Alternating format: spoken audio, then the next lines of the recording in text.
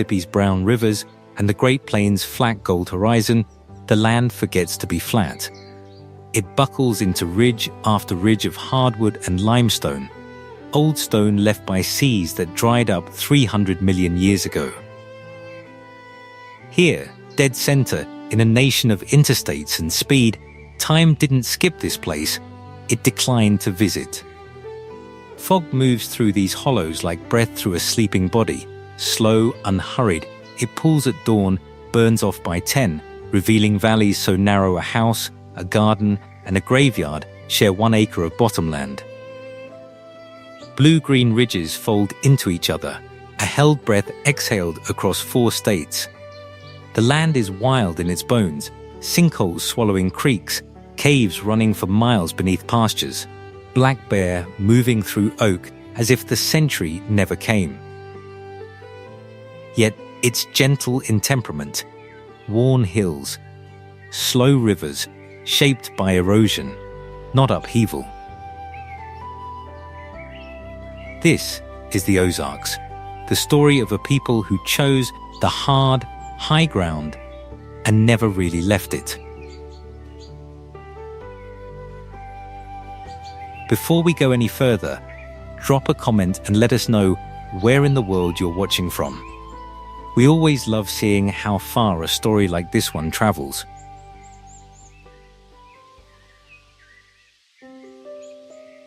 The Ozark Plateau is not a mountain range in the way the Rockies are a mountain range, thrust up violently and still sharp at the edges. It is older than that, an ancient uplifted seabed, scoured and carved by rivers for hundreds of millions of years, until what remains is a maze of ridges, hollows, bluffs, and spring-fed streams spread across Missouri, Arkansas, and slivers of Oklahoma and Kansas. Geologists call it one of the oldest continuously exposed landmasses on the continent. The people who live here call it home, and rarely think to call it anything else. This is karst country, a landscape built on dissolving limestone, riddled underneath with more than 7,000 documented caves, sinkholes that appear overnight in cow pastures, and springs that push up cold, clear water at a constant 55 degrees no matter the season. Bennett Spring, Big Spring, Mammoth Spring, each one a small miracle of geology, throwing off millions of gallons a day from some unseen reservoir deep in the rock. The water shapes everything, where towns were founded, where mills were built, where the first families put down their cabins 2 centuries ago. The land does not yield easily to agriculture. The soil is thin over rock. The hillsides too steep in places for a plough. The bottomland flood-prone and narrow. This scarcity has bred a particular temperament, not the expansive, boastful confidence of flatland farmers working 1,000-acre fields, but a tighter, more self-reliant character, suspicious of waste, quick to make use of what the land offers rather than fight it for what it doesn't. A hillside too steep to plough becomes a place to run hogs or graze goats. A hollow too narrow for a real farm becomes an orchard, a garden, a place for bees. Winters here are damp and grey rather than brutally cold. Summers humid and green, the air thick enough in July to feel like a 4th season all its own. Thunderstorms roll through with real violence. The region sits near the edge of Tornado Alley's eastern reach and then clear within the hour, leaving the ridges steaming under a hard sun. People who grow up here learn to read the sky the way city dwellers learn to read a subway map, instinctively, without thinking about it. Because the consequences of not reading it are real.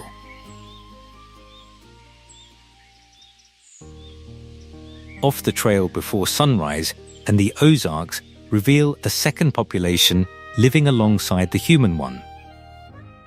Quieter, mostly unseen, but every bit as woven into the character of the place.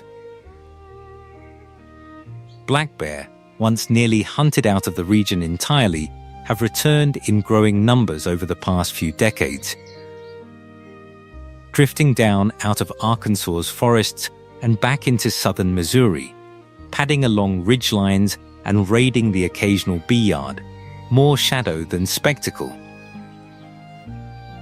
Gone before most people ever get a clear look. White-tailed deer move through the hardwoods in numbers that shape the whole rhythm of the fall calendar, opening weekend of rifle season functioning almost like a second holiday, schools quietly emptying out, freezers filling for winter. Wild turkey work the forest floor in loose, wary flocks, their gobbling at first light one of the truest sounds of an Ozarks spring morning, and the pursuit of a single smart old tom has humbled more grown men here than almost any other pastime. Bobcat and coyote hold the middle of the food chain, heard far more often than seen, a scream in the dark timber that still raises the hair on the arms of people who've lived here their whole lives. Copperheads and timber rattlesnakes sun themselves on the same limestone bluffs that draw hikers, a fact of life children learn to respect early, rather than fear outright. The rivers hold their own quiet marvels. The hellbender, a giant wrinkled salamander that can grow past 2 feet long and has lived in these same spring-fed streams since long before the first settlers arrived, survives here in one of its last strongholds anywhere on Earth. An ancient, almost prehistoric holdout that most residents have never seen, and conservationists watch over with real urgency. River otters, once vanished from the region, have been reintroduced and now roll and fish in the same clear water that the float guides have poled for a century. Overhead, bald eagles winter along the larger rivers and lakes in numbers substantial enough that whole tourism weekends are built around watching them. While pileated woodpeckers hammer through the hardwoods with a sound like something out of an older, wilder world. It is, altogether, a landscape that has never fully stopped being wild, no matter how many roads have since crossed it.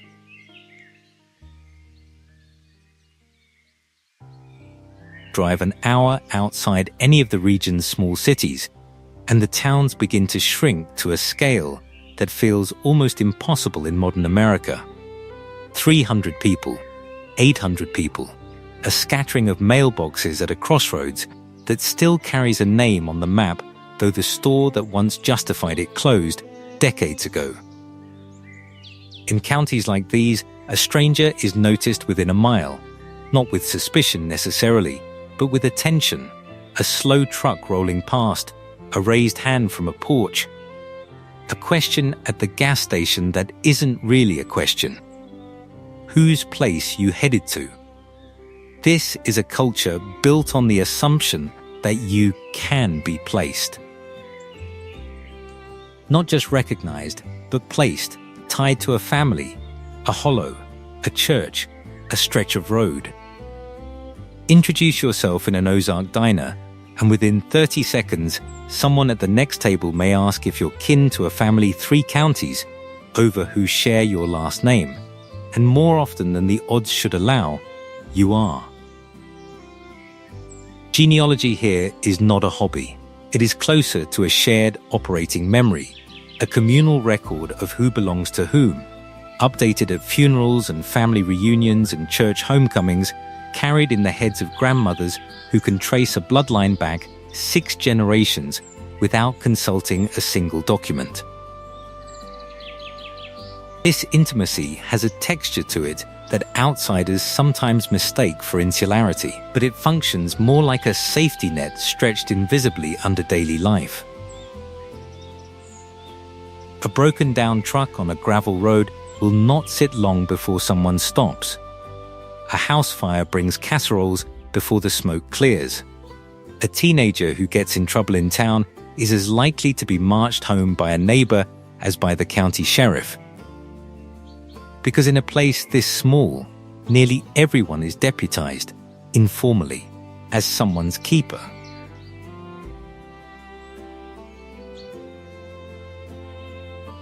The day in an Ozark town often begins before the light fully commits to the sky, at a diner or a gas station counter that functions as something closer to a town hall than a place of commerce. Regulars filter in by 6, claim the same stalls they've claimed for years, and the coffee is poured before it's ordered because the order never changes. Farm reports murmur from a radio somebody forgot to turn off. Talk moves in loops, weather, cattle prices, whose hay got rained on, who's in the hospital in the county seat, who needs a hand next week. Saturdays bring a different rhythm. Farmers' markets set up in courthouse squares under shade trees planted by somebody's great-grandfather. Tables loaded with tomatoes still warm from the vine, jars of sorghum molasses, quilted potholders, a folding table of sweet corn sold on the honor system with a coffee can for change. Auctions, livestock sales, estate sales, the occasional whole farm dispersal when a family finally lets go of land that's been theirs since statehood, draw crowds that come as much to visit as to bid. Church parking lots fill on Wednesday evenings as much as Sunday mornings, small congregations spilling out afterward into knots of conversation that can run 40 minutes longer than the sermon did, because the sermon was only ever half the reason for coming. Greetings here carry weight. A wave from a passing truck is not perfunctory. It's a small renewal of the social contract, repeated dozens of times a day, that says, I see you, you belong here, so do I.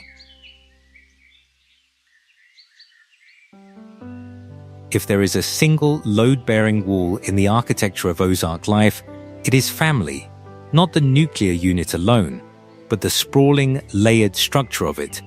Grandparents raising grandchildren while parents work 2 counties over. Cousins who function more like siblings. Great aunts who hold more practical authority in a household than anyone with an official title. Family land is rarely just real estate. It is inheritance in the fuller sense, obligation, memory, a plot of ground that has absorbed 100 years of births, deaths, and Sunday dinners, and which no member of the family quite feels entitled to sell, even when the economics say they should. Multi-generational households remain common here in a way that has become rare elsewhere in the country.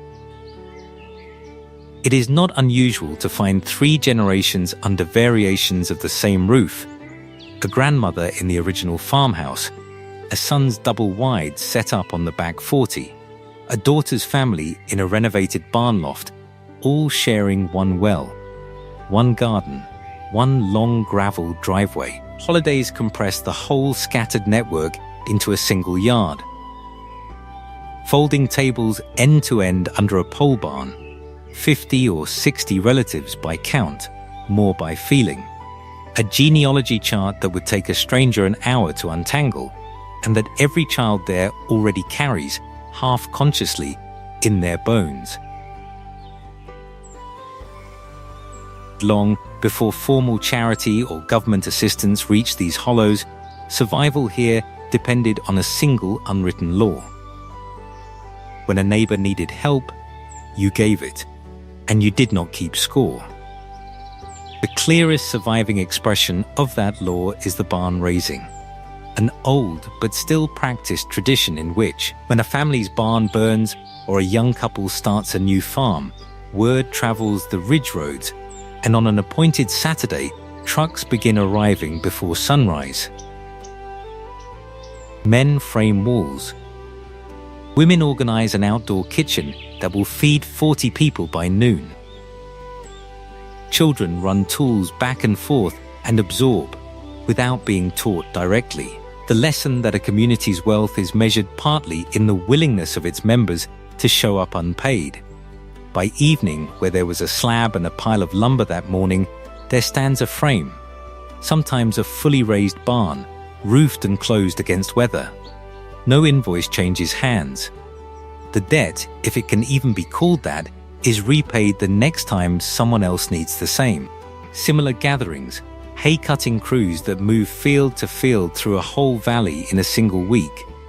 Canning bees where a dozen women process a summer's tomato harvest together in one kitchen.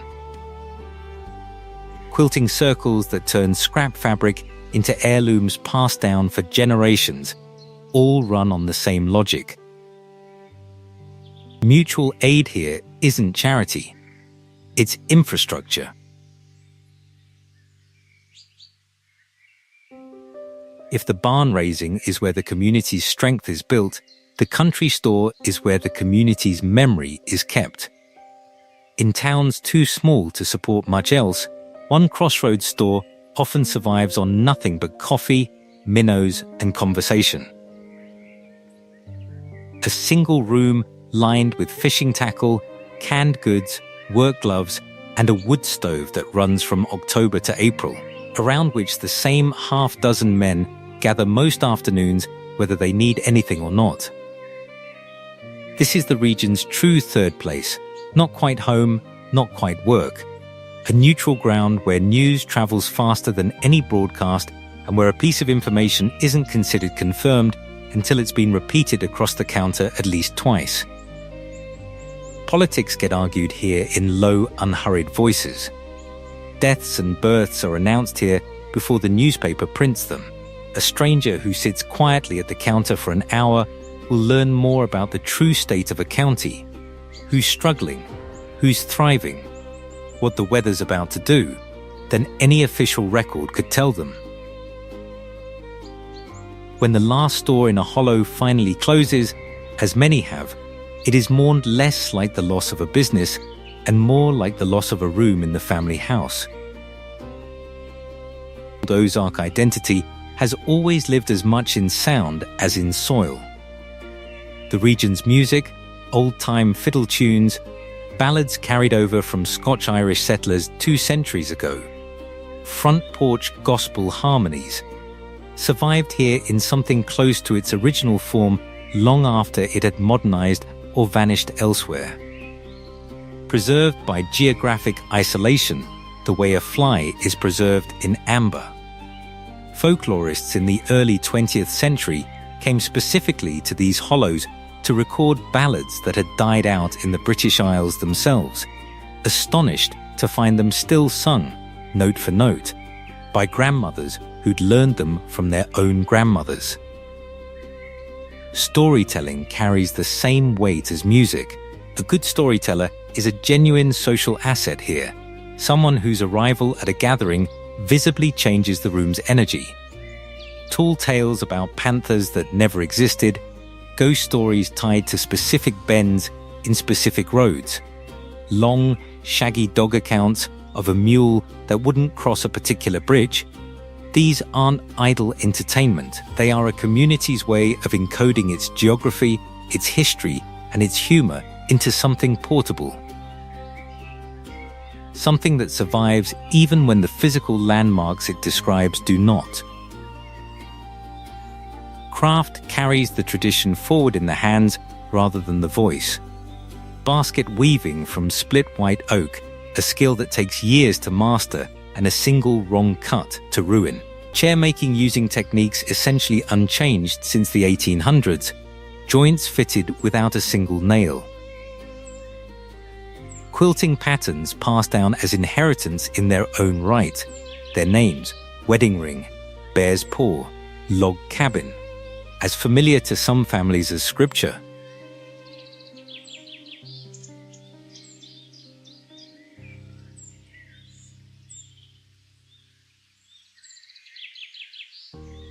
The Ozarks carry real history of hardship, and the region does not hide from it, though it rarely dwells on it either. Settlers here scratched a living from thin, rocky soil that broke plenty of families before it rewarded any. The Civil War tore through these hills with particular cruelty. Missouri and Arkansas both saw brutal guerrilla warfare, neighbor against neighbor, entire valleys emptied and burned by roving bands loyal to no clear side. The Great Depression hit an already poor region harder than most, and the mid-century decades saw a slow, steady outmigration as young people left for factory jobs in St. Louis, Kansas City, and beyond, hollowing out towns that had taken a century to fill. This history shows up less in speeches than in habits, a near instinctive frugality, a deep discomfort with waste, a generation of grandparents who still keep a garden and a pantry stocked as if scarcity might return without warning. Because for most of this region's history, it periodically did. Pride here is quiet and load-bearing rather than performative. Not pride in having suffered, but pride in having stayed, adapted, and kept the family and the land intact through it. Communal identity here often finds its clearest expression in shared physical contests, carried out on gravel lots and courthouse lawns rather than stadiums. Horseshoe pitching remains a genuine social event in many towns. Tournaments drawing competitors from 3 counties, brackets posted on a church bulletin board weeks in advance. Turkey shoots, competitive target shooting, the literal turkey now usually replaced by cash or meat prizes, still gather crowds on autumn Saturdays, a tradition running back to when the prize really was dinner. Mule and donkey days, county fairs built around tobacco spitting contests and greased pig chases. Coon dog field trials run at night through timbered bottomland by the light of headlamps and hollering. These events persist not because they're quaint, but because they are functioning social infrastructure. Occasions that pull an entire scattered community into one field on one afternoon and send it home a little more bound together than it arrived.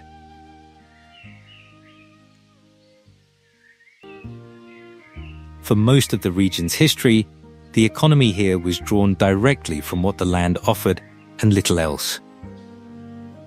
Subsistence farming on hillside plots, hardwood timber, oak, hickory, walnut, cut and hauled by mule teams before trucks made it faster, lead and zinc mining in the tri-state district around Joplin, which for a stretch of the early 20th century produced more of both metals than almost anywhere else on the continent. Boomtowns rising and collapsing within a single generation as the ore played out. Orchards once covered enormous acreage in the region's northern reaches, apples and peaches shipped out by rail in numbers that made certain towns briefly wealthy before disease and economics thinned the trees. Float fishing guides on the region's famous spring-fed rivers, the Current, the Buffalo, the White, turned a subsistence skill into the area's first tourism trade as early as the 1900s. Wealthy sportsmen from Chicago and St. Louis riding wooden jomboats poled by local guides who knew every gravel bar and deep hole on the river by name.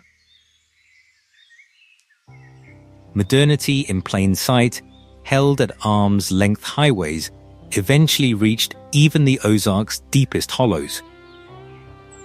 And with them came the outside world in full, chain stores at the edge of county seats, cell towers on ridgetops, satellite dishes bolted to log cabins 200 yards from a hand-dug well. The modern economy did not skip this region.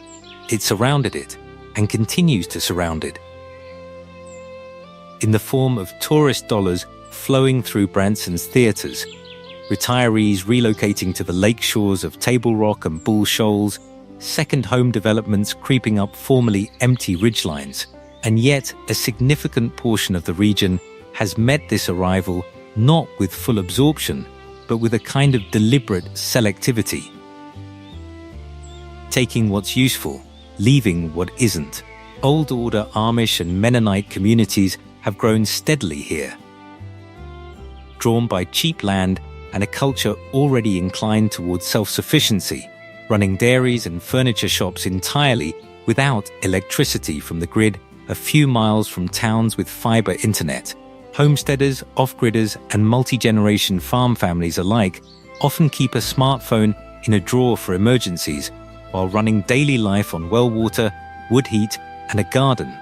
Modernity visible on every horizon and held quite deliberately at arm's length. Food here tells the region's whole story in a single meal. Fried catfish, pulled fresh from the region's rivers and ponds, remains close to a sacrament, served at church fundraisers, and roadside fish fries with the same reverence others might reserve for a holiday feast.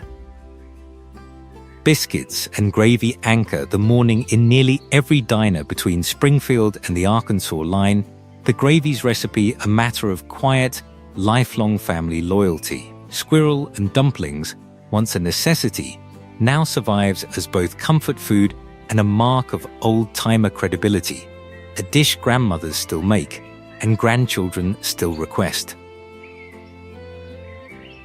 Sorghum molasses, pressed each fall from cane grown in small family plots and cooked down over open fire in scenes that haven't changed much in 100 years, sweetens biscuits and cornbread across the region.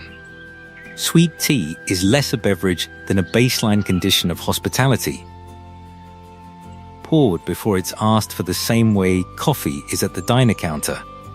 And even as barbecue joints modernize their smokers and farm-to-table restaurants open in Fayetteville and Bentonville serving Ozark ingredients with New World plating, the old dishes hold their ground on the same tables, sometimes the very same meal, tradition and reinvention sitting elbow to elbow. To move through this landscape on foot is to feel its layered, quiet drama up close. A trail through the Hercules Glades or the Buffalo National River corridor drops from open, sun-baked glade, bare limestone, stunted cedar. The hum of cicadas building to a wall of sound by midday into a shaded hollow within a quarter mile. Temperature dropping 10 degrees, the air suddenly damp and mineral-smelling, ferns and moss thick over seep springs that never quite dry up even in August drought. Underfoot, the ground shifts constantly. Loose chert scattering beneath boots on a ridgetop, soft leaf duff in the hollows, slick wet limestone at a creek crossing that has claimed more ankles than any local will readily admit. A hawk rides a thermal along a bluff line. A box turtle, patient and unbothered, crosses a trail on some errand decades in the making. At dusk, whip paw wheels call from the timber in a rhythm so persistent it becomes, after the first 10 minutes, a kind of ambient heartbeat for the whole valley. And the fireflies rise from the bottomland grass in slow, blinking waves, as if the hollow itself is breathing light. Movement through the Ozarks still happens on two very different timelines at once. The interstate corridors, I-44 through Springfield, I-49 through Fayetteville and Bentonville, carry freight trucks and commuters at 70 miles an hour, lined with the same chain restaurants and fuel plazas found anywhere else in the country. But leave that corridor by even a few miles, and the road system reverts, fast, to something older. Two-lane blacktop that narrows and curves along ridge lines, then gravel county roads that turn to red mud after a hard rain. Then, past that, farm lanes that exist on no official map at all, known only by the family name of whoever's land they cross. Low water bridges, simple concrete slabs poured directly across a creek bed, built to be driven over in dry weather and submerged, sometimes for days after a heavy rain, remain common infrastructure here, a small daily negotiation with the landscape that most of the country stopped making decades ago. Locals check the creek level with the same unconscious habit that others check a weather app. A UPS truck and a horse-drawn Amish buggy might share the same half-mile of gravel road on a given morning, moving at entirely different speeds toward entirely different lives, and neither one finds the other particularly remarkable.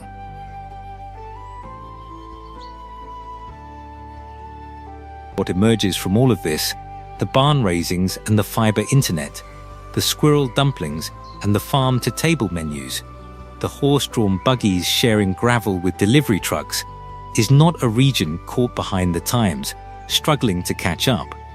It is a region that has made an ongoing, active choice about which parts of modern life to let in and which to hold at the porch door. The balance is not static, it shifts a little further toward the modern with each decade. But the core of it, the land, the kin networks, the mutual obligation, the music, the food, has proven remarkably durable, not despite the pressure of the outside world, but in continuous, deliberate negotiation with it. Children here grow up with a working knowledge of the land that would be unrecognizable to most American kids their age. Able to identify a copperhead from 10 feet, competent with a rifle by age 10 in families that hunt, expected to help with a garden, a hayfield, or livestock chores as a matter of course rather than novelty. Small, often under-resourced rural schools remain the center of the community's investment in its young, and in many towns, the high school gymnasium on a Friday night in basketball season draws a bigger, louder crowd than church does on Sunday. The whole town packed onto bleachers, generations deep, cheering for kids most of them have known since birth. There is an informal rite of passage that recurs across the region in different forms. A first solo hunt, a first turkey called in and taken alone, a first summer spent haying alongside the adults rather than just underfoot. And there is, running quietly beneath all of it, the same tension every rural place in America now carries. A pull toward Fayetteville, Springfield, Kansas City, or further, toward college and career, and a wage that hillside land can rarely match. Set against a pull toward home that, for a meaningful number of those who leave, eventually wins.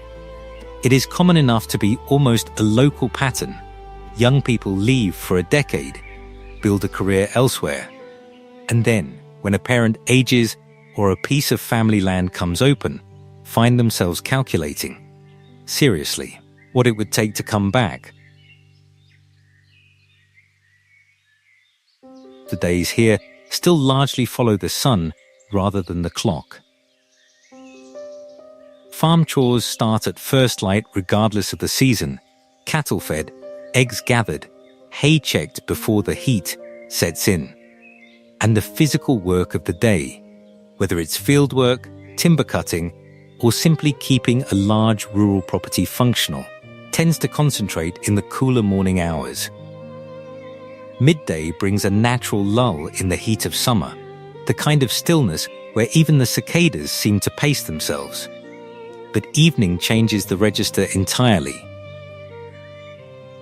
Front porches, genuinely central pieces of architecture here, not decorative afterthoughts, fill after supper with people who have nowhere urgent to be. A porch light draws in whoever's driving by. Sweet tea gives way to something stronger as the evening goes on. Conversation slows, loosens, drifts from practical matters into stories, into music if somebody's brought a guitar or a fiddle, into the long, unhurried kind of talk that daylight hours never quite make room for. Night falls slow and complete in the hollows, streetlights non-existent for miles in places, the sky opening into a genuine, undiluted spread of stars that most Americans, living under the permanent orange glow of city light, have simply never seen. None of this persistence comes free of real strain. Young people continue to leave for opportunity that the regional economy, still heavily tied to tourism, agriculture, and a shrinking manufacturing base, often cannot match. Family land gets divided among heirs each generation until parcels grow too small to farm meaningfully, and some of it inevitably sells, sometimes to a neighbor, increasingly to an out-of-state buyer building a vacation cabin who will visit 3 weekends a year. Broadband and cell coverage remain genuinely patchy in the deepest hollows, a real economic and educational disadvantage in a country that increasingly assumes universal connectivity. Tourism, the region's fastest-growing industry, is a double-edged gift. It funds towns and keeps young families employed close to home, but it also drives up land prices along the lakes and rivers past what local wages can sustain, and it inevitably reshapes small communities around the preferences of visitors rather than residents. How much change can a place absorb before it stops being the place people loved in the first place? At what point does an authentic Ozark experience marketed to tourists start to hollow out the very authenticity it's selling? These aren't questions anyone here has fully answered, and most would say honestly that they're still being lived out in real time, one land sale and one new subdivision at a time. Given the harder ground, the thinner wages, the long drive to a hospital or a decent grocery store, why does anyone stay? They stay for the land, not as an abstraction, but as a specific hollow, a specific spring, a specific ridge their grandfather cleared by hand. Ground that holds more history for them than any place else on earth ever could. They stay for the people, the barn raisings and the porch light left on, the diner counter where somebody always knows your name and usually your grandmother's too. A density of belonging that no city, however exciting, has ever quite managed to replace. And above all, they stay for the rhythm of it,